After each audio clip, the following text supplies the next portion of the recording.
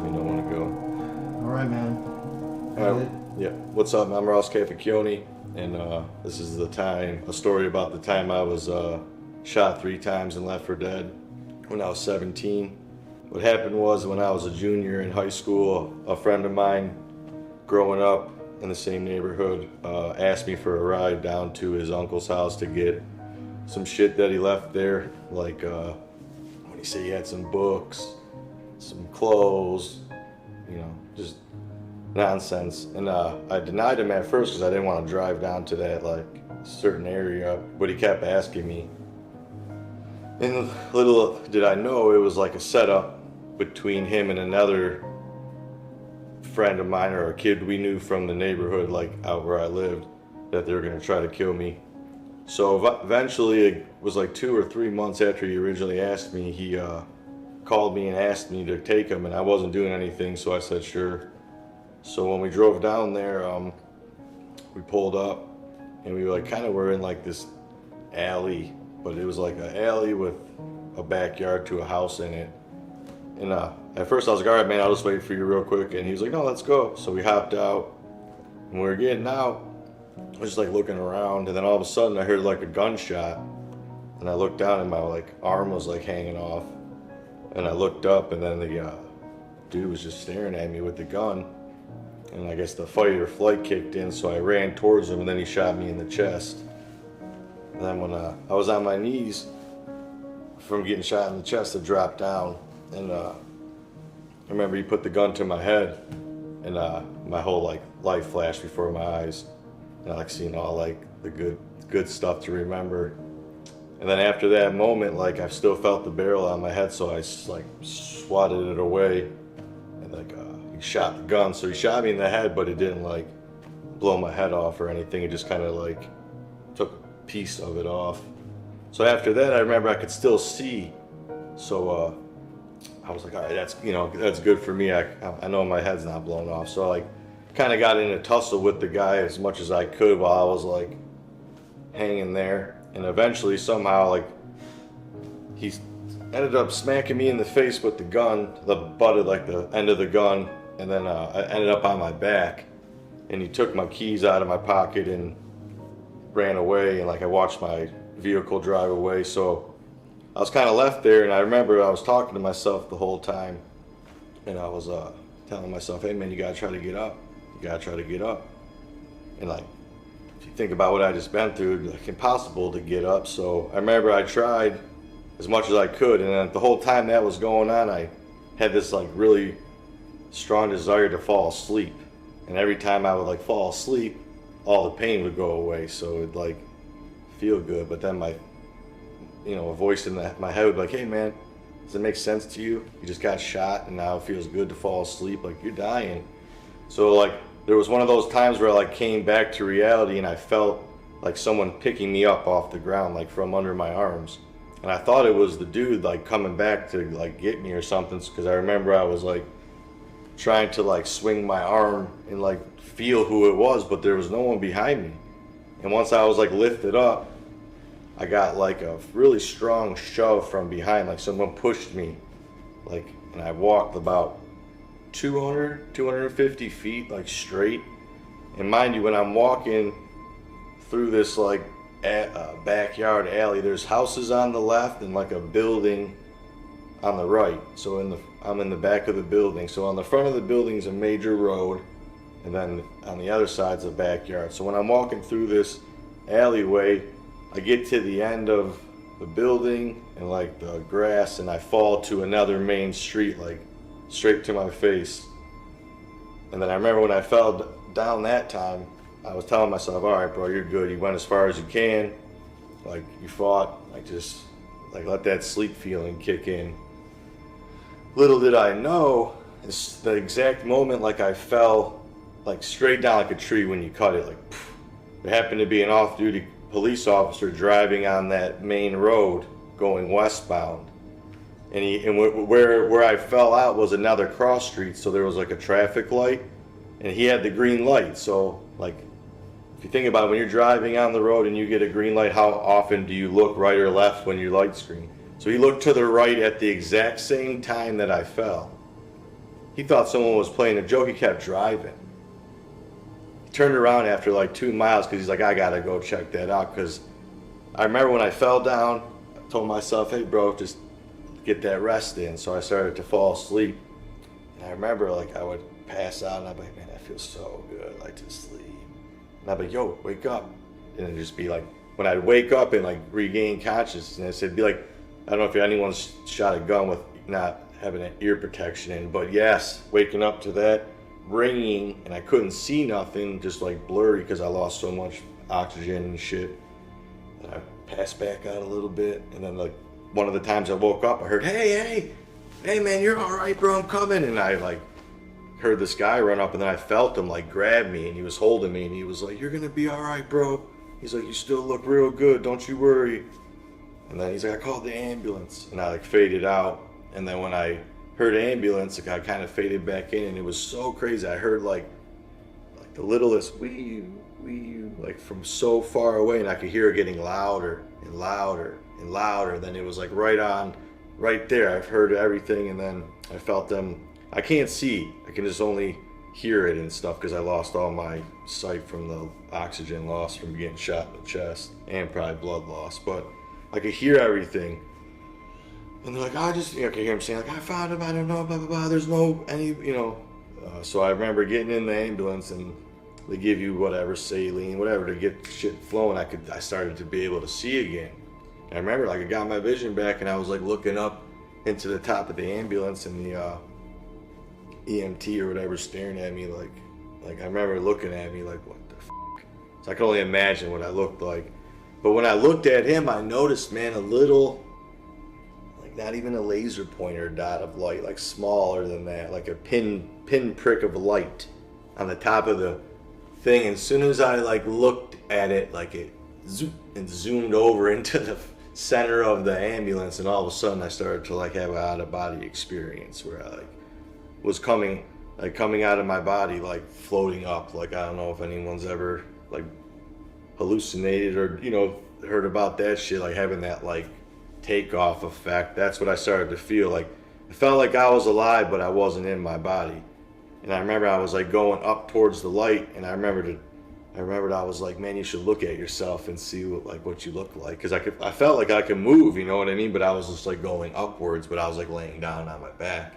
It's the best way I could describe the feeling.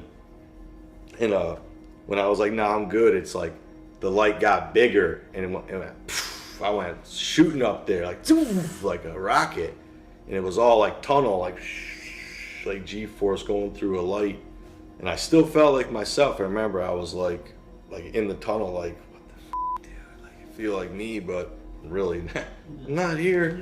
So blasting through that light beam, it like switched it, boom, to a scene where I was third person skating through the parking lot of the hospital of where they're bringing me. Like basically like just cutting through like, on my board. And I noticed like the ambulance fly up, and then like people running out, and then like they're starting to bring the stretcher out. And it's like my feet come out first, and it's my legs and like my body. And then right when it gets to my head, boom, black. And then I woke up from that, just change the scene. So like the tunnel, the change of scene, me in a whole nother dimension, but seeing me, so like reincarnated at that point, and so to someone else or something else, and then boom to like waking up, or like old school TV, like that black and white pixelated screen when the channel don't work, kind of waking up to seeing that foggy like vision, but being like alert, like shit, am I dead? And this is what it's like pixelated. And then it kind of like fizzled from pixelated to where I could see like shadows, and I could hear like beep, beep, beep. And then all of a sudden, another change of scene real fast. Full fucking vision. Got this lady just staring at me, to which I remember it was like looking like the most beautiful woman you could ever see. Just because waking up to that, the first sight, and it's like they're on like what they call like they're watching me because I'm on a ventilator. So obviously it's just someone doing their job, you know what I mean? But they're like making sure they're watching you. So when I woke up, they probably couldn't believe that I was waking up, so she was like, and I'm like, all right, dude, I could do this. This is happening. And then it like really kicked in, and she's like, holy shit, he's up. And then like she ran out the room, and it all kicked in. I'm tied down to the bed. I got the ventilator, and I'm freaking out because I'm breathing on my own, and that's pumping oxygen into my lungs to keep me alive, because they gave me 24 hours on that ventilator. If I didn't start breathing on my own, they were just gonna pull it because there was like no hope, you know? So I remember this one doctor ran in, she came flying in, bro. She threw her shit, knocked it all off the table. I was like, what's going on? She's like, holy shit, bro, you're okay. Hold on, 1, 2, 3. Pulled it out. I'm like, whole thing. I like leaned over, like hugged up, like, I remember, bro, it was the craziest shit I've ever seen. There's like chunks of everything in it. I'm like, breathing. They're like asking me all these questions. I'm like, what the fuck is going on right now? And they're like, you've been shot, you're fine. We can't believe you woke up. This is incredible. And I'm thinking like, what the fuck? And they asked me everything. What's your name? I'm like, I don't know. They're like, what year is it? I'm like, I have no idea.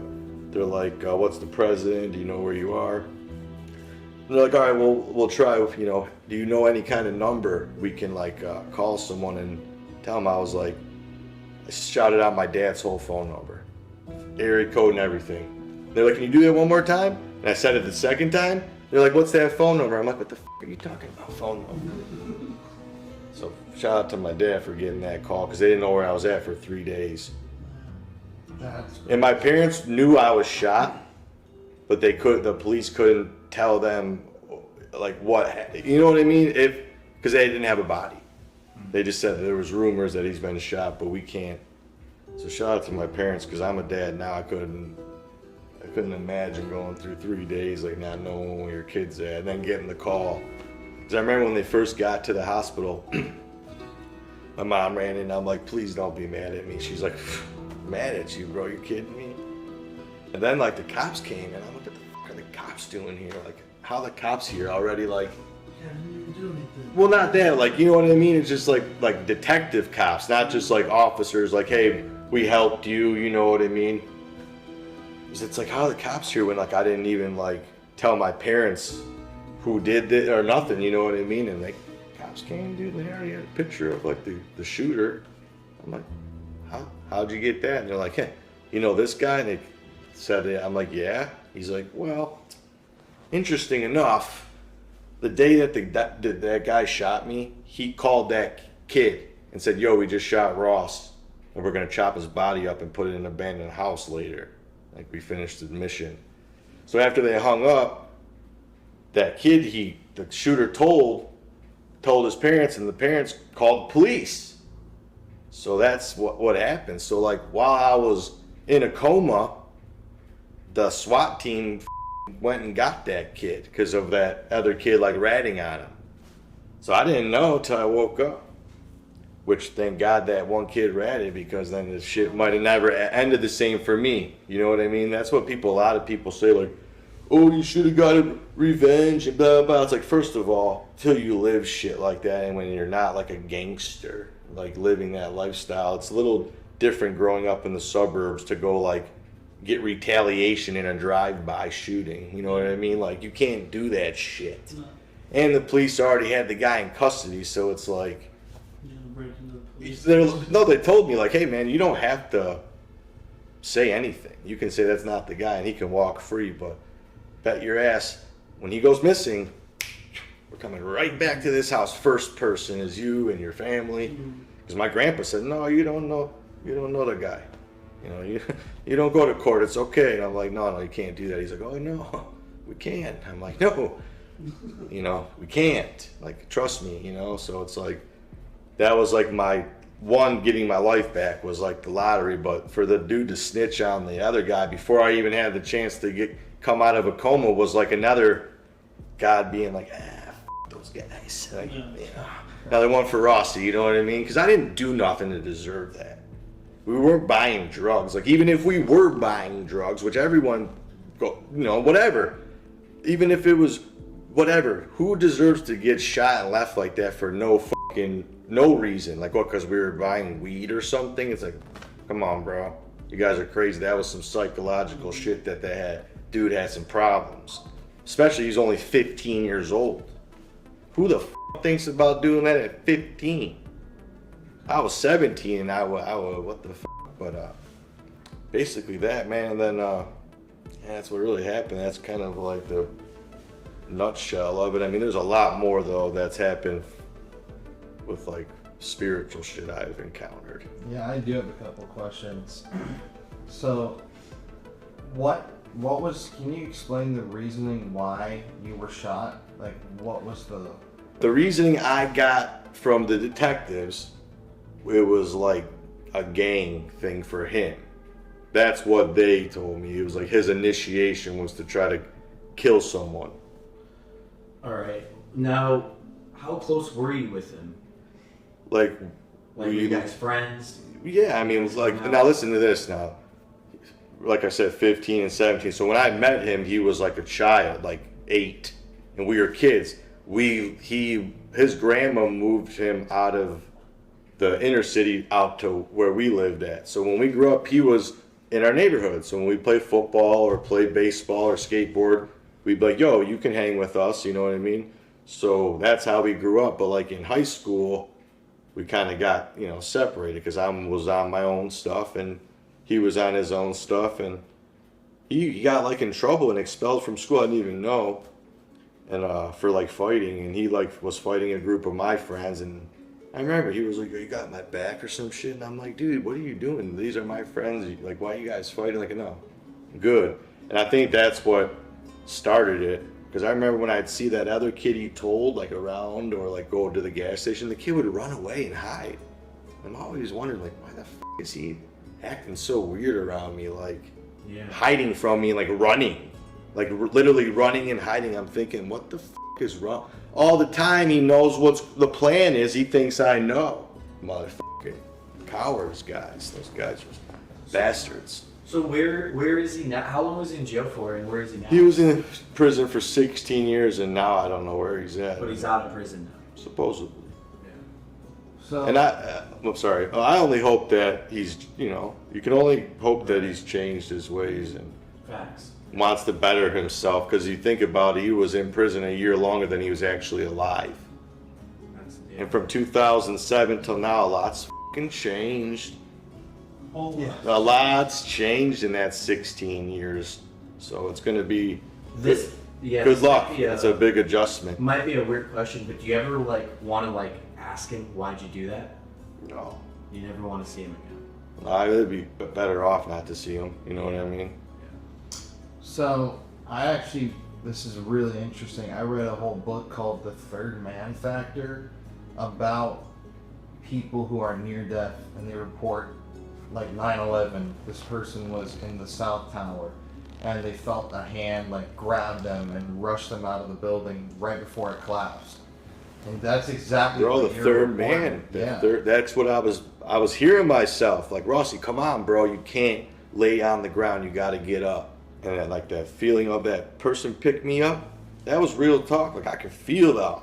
Like, I felt something. I mean, I can explain this. Hands grab me, pick me up, and push me. And it seemed like someone above was like, all right, if I push this kid hard enough, this guy's going to be driving. You know what I mean? It's weird. And the craziest thing is the 5th day I got released from the hospital, I came out the exact doors I seen when I was at the skating through. And I never been to the hospital. I was born in Detroit, but I was born at another hospital, not St. John's. So my mom, she was pushing me out in the wheelchair. And I'm like, turn me around real quick. She's like, what's up? And she turned me around. I looked at the front. I'm like, you gotta be shitting me. She's like, what? I'm like, I was here. She's like, well, duh, this is the hospital. I said, no, Mom. I was here when they were bringing me in when I was dead. This parking lot, I skated through it. She was like, what the fuck? Because I was dead on arrival. They didn't call it that no more, but I was DOA. I had no oxygen, no blood flow, no heartbeat. Duh. So do you think that was God, some sort of angel? Yeah, it was, I believe in God, you know what I mean? Like the creator. There's if it's a dude or whatever, but that fucking God is real. Whatever it is, that shit's real, bro. And it was definitely watching. Because I'll tell you this, This story's about to just break everything though, and get you really wondering. Yeah. So I got released after 5 days, right? Which people think is crazy, but the nurse that was working with me told me, bro, you gotta leave. You'll get sicker in the hospital because you're not outside, you're not getting stronger. He's like, don't get scared, bro. He's like, you already did this. He's like, don't, just go home. And mind you, I have like a big ass wound in my chest still, and like a vacuum cleaner thing attached to it to like suck the wound from the inside out to close it. Yeah. Got like 50 staples in my head, no, like a couple of my teeth missing from when he hit me. This crazy cast because they had to like reconnect my arm. You know what I mean? Oh, bro, that was some zombie shit. That, like, okay, say, like, see how I'm holding my arm out like that? Yeah. When I got shot, this part was down and the bone was out. Oh yeah, like a fucking zombie arm, like that. So when you were running through the... Oh my god, imagine Sitting what the there. fucking guy would seen when he's picked me up. bro. Jesus. I guess my head was like 15 times the size because all the pressure and shit. Holy shit. Oh, brother. Anyway, I'm sorry. Yeah, it's crazy shit. But, so I leave the hospital and I get pneumonia a couple of days later and from the fluid draining in my lungs, so I have to go back to the same hospital I was at. But mind you, now that the detectives know this shit and everything, I'm under like protective gang watch and because there's cases of that hospital where people are like, oh, that's my brother, and they go up in there and they're ex-rivals and they shoot him right on the bed table, you know what I mean? So I had an alias, and no one knew my real name but the doctor working on me. Even the nurses didn't know. So I had to go back to the hospital, and they had to like do the alias and put me in like an area for like, you know, protection, you know what I mean? That's just that was their call. I just wanted to get in the hospital so I can get my pain meds to be able to breathe. So anyway, long story short, I get into this pediatrics unit. So it's like small beds and for like little kids that are not going to make it, you know what I mean? So there's only one baby up on that floor and me. So I get in the room, I finally get set up. I'm like, I'm going through a lot of pain. I'm like miserable, I can't breathe. They finally helped me get some pain medication. I hit my little button, you know, feeling good now. You know, for sure, bro. You need it when you're in that much pain just to breathe. You know, you finally takes that little edge off where you can be like, you know. So I'm feeling good. I got my little TV thing. It's X Games Street Skateboarding. I'm like, oh, yeah, I think you got it. It's working out for me. Like, you know what I mean? My mom's got a chair. She's getting sleepy. All of a sudden, do a little knock on the door. Here comes a maintenance guy with the outfit on the cart. Hey man, I gotta fix this like thermostat unit. I just gotta upgrade it real quick. Like it's gonna be a switch and a monitor. Do you mind if I just get it done real quick? I know you've been going through a lot, bro. And I'm thinking, all right, whatever, bro. You know, I'm pretty high off this morphine. Go ahead. So he's working and trying to watch my thing, and I'm getting a little annoyed because he's like drilling and, you know, cleaning out, you know, nothing crazy. And my mom's just sitting there. He gets done and he's like, all right, I'm all done. And looks right at me. He goes, hey, so Ross, why did, you know, blank shoot you, and why didn't blank tell you about it? I said, what did you say to me? He's like, you heard me. He's like, well, I did. He named the shooter and named the accomplice. And he's like, why did they do that to you, bro? And I'm like, I didn't feel scared at that moment. I was just like, I don't know, man. He's like, I'll tell you why. He's like, because they didn't have God in their life and they were very evil people.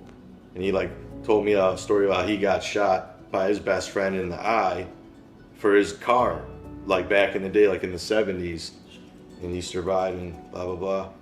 And he's like, you know, God, I just wanted to let you know that God's got a special plan for you. He's like, I'm not sure like what it will be like in the end. He's like, it could be like to be the president one day, a doctor, a father, or just even like a good friend to someone like that just cares about you. He's like, just stay on your road, man. He's like, don't deviate no more with this, you know, stay true, and, you know, God's, you know, got a plan for you, you know. And he's like, it's nice to meet you. And he walked out the room, and it's, mind you, it's like a door that big. So like, he walked out, the nurse walked in. So they would have had to like kiss each other on the mouth. My mom's like, where'd the maintenance guy go? The lady goes, man, there's no one up here. She's like, no, the guy that just walked out of the room right before you walked in. And the lady's like, I'm sorry, ma'am, there's no one allowed up here. That's a pediatric, like, intensive care unit for, like, kids, and you are up here. So it's only me and the other nurse and, like, the doctor. My mom's like, no, the maintenance guy, Eric, that just walked out. And the lady's like, ma'am, there's no one up here. Maintenance guys. There's no one left your room. She's like, you're just tired. That's a story. And then my mom noticed that same night down at that little baby's room, which like a shadow figure like walk out the room, and that baby ended up passing away. Crazy. Whoa. So who or what do you think that? That was like my guardian angel, probably, or the proof that God wanted to show me. All right, you been questioning? Here you go. Here you go. Yeah, here you go. Besides what you already experienced, you want the cherry on top? There's that guy to tell you. You know what I mean? That's insane. What do you want? And now, fast forward 16 years later, I got 3 kids. You know what I mean? It's like maybe that, you know, and I'm trying to inspire people to have faith and be hopeful, because the world's dark right now, bro. That gave me chills. Yeah, that's crazy, a man. real Whoa. creepy story. That's crazy shit. That's the real shit, too. So I guess, what changed in your life and your mentality after this whole thing happened? Like, what happened to you personally? Like, what message would you like to share with people? Oh, you just gotta be thankful for everything. No matter what it is, you gotta be happy. Because every day's like not promised. Like shit you can punch your ticket anytime, you know? And you always just gotta keep it real. You gotta be nice to people. You gotta give it out in a good way, positive way. And then it's how it just keeps going in a circle, you know? Life never stops. So if all you do is put out positive, how can you get shit back? You know what I mean? You can only get good vibes, good afterlife, you know what I mean? So that's just and staying thankful is the only way. You just gotta I thank God, but whoever you want, thank yourself, whatever, just be thankful for everything. Even if it's not the best car or the best job, there's someone out there that's like, I wish I had that. So that's my advice. And look at it like that. If you tell yourself to look at it like that, it's just the power of the mind, bro. You get another 2 hours of talking about that shit, because I went through a lot of spiritual shit to get myself out of like deep. I used to be real angry guy. So after that accident, were you like not trusting anyone No, anymore? never. My own parents, it's the weirdest thing. And my dad, like, what am I, trust me? Like, yeah. It's like, I can't explain that feeling, you know what I mean? And he'd be like, that sucks, you know what I mean? Because it's like, they were parents, bro. But it gets better now, like, I trust, like, you guys, you know what I mean? At first, I didn't trust the situation. I almost left, because I rang the doorbell, no one answered, and I'm like, yeah, this seems kind of shady. There's a car outside, there's a bunch of cameras, like, I'm out of here before I end up on the news. But, like, anytime I sit in a restaurant, I'm facing the door. If I'm going to a store with my kids, I'm watching everything. I don't like, to be in line with like 3 or 4 people behind me. I'll step right the down and get behind the last person to look at me. I'll be like, all right, no problem. So is that just like PTSD? Oh, for sure. It's got to be, then like the, thoughts and shit, crazy thoughts. But it's very common with traumatic experience like that, especially like my shit was like gruesome shit, bro. Dude tried to blow my head off. You have any like nightmares from it? Yes, some crazy dreams, but I got a control over it. That's what I know I'm blessed with too. Like that was like one of the things I worked on, is like to like be able to talk about it like this with you guys. And in the moment, it's like hard, get choked up. It's because it's real shit, you know what I mean? And I'm a nice guy, you guys are nice guys, yeah. So it's like, it hits. But it's like I'll leave here and be okay. It's not gonna be going home and be like, no one talk to me for the rest of the day. But yeah, it's there. I mean, do I forgive the guy? No. You know what I mean? Am I like looking for him? No, dude, I got it. Please. Got shit to do with my life, bro. And I'm sure he does too, you know what I mean? I don't think, Yeah. One more question. Is gang violence like that still a problem here? Yes. Yeah. Now, I'm not a gangbanger, but like when I did some I did a TV show with the Oprah Winfrey Network. They came here. And we went actually to the location where I was shot, but they called the city and got like it shut down by the police. So like the whole like 4-block perimeter was like police with machine guns because they had their big cameras out there, and me and the host like walked through the actual alley. And when I was driving to the location with the police chief of the east side, his radio was going off, and it was like gunman barricaded in house shooting at police with AK-47. He just like turned it down. He looked at me, he goes, that shit happens like 3-4 times a day, bro. I'm like, so, and that was like years ago. So I mean, the city's Detroit's awesome. Like, I love the city. It's coming back, but the crime's probably a little bit down because, you know, we're doing better, but it still exists here. There's still a lot of like gangs. I'm not a gang banger, but I'm sure there's gangs down here for sure. Like, I got shot by someone trying to join a gang that I didn't even know they were in a gang. And I live 35 miles away from where the gang was at. That's nuts. Yeah, that's the... How far from here? Like From where you got shot? from right here, Yeah. like 5 minutes. Would you want to show us? Not get out the car? Just We'll think about it, bro. Because it's like, I'm not kidding, it's dangerous area.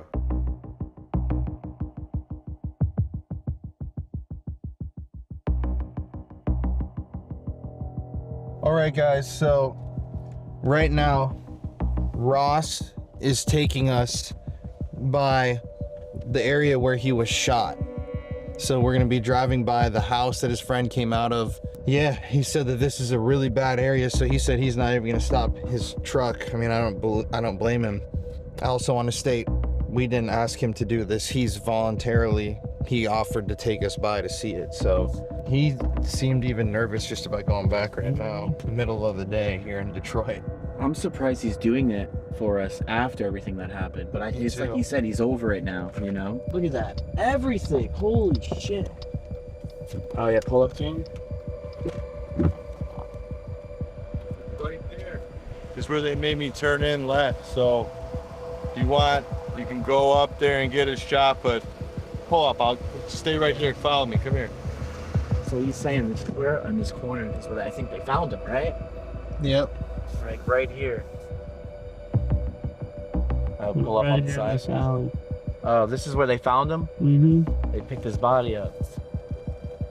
Jesus Christ. So just right there in that That's it, alley? about right third house down, right in the middle of that alley. Where they found you? No, I walked to the end of that building and fell on that street down. Oh. Damn. And that's the road that the cop was coming down, but going that way instead of the way we came. So when I came out the end of those buildings and fell, he was driving by and happened to see it. Wow. So that's what happened right there. It's a lot different here, that was saying, than the other spots. Every neighborhood, everything's abandoned here. Oh, bro, if you go up and drive around, I wouldn't recommend f***ing around too long over here.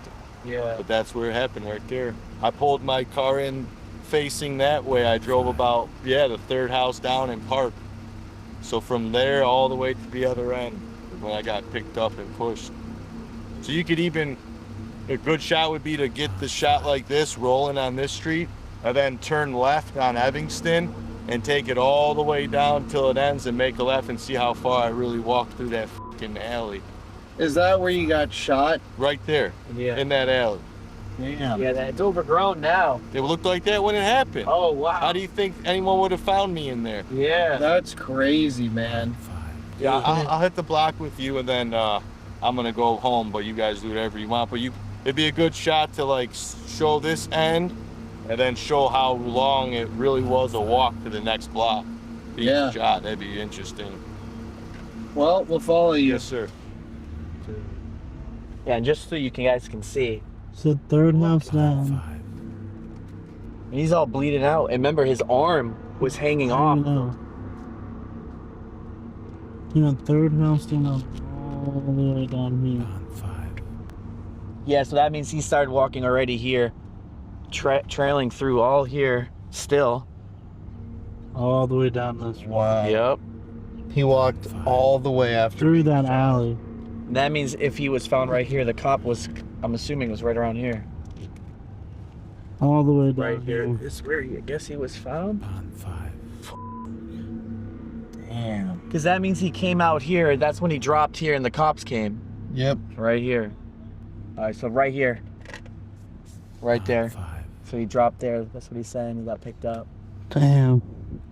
Dude, holy fuck. I think he's dipping now. Yep. Yeah. And he said it looked like this when he went through it. Yeah, look at that. Imagine walking all the way from down there. Through all that heavy brush with your arm hanging off. Arm hanging off, shot in the head He and said the he chest. He said he couldn't see. He couldn't breathe. His arm was hanging off. And that cop just happened to be driving down here. An angel, God helped him. It's fucking crazy shit. That's paranormal, 100%. It's nuts. I mean, dude, even on the side here, look at the side. Look at this house. The couch is on the, no, the bed frame is on the sidewalk. The house is abandoned, falling apart. Looks like a crack house.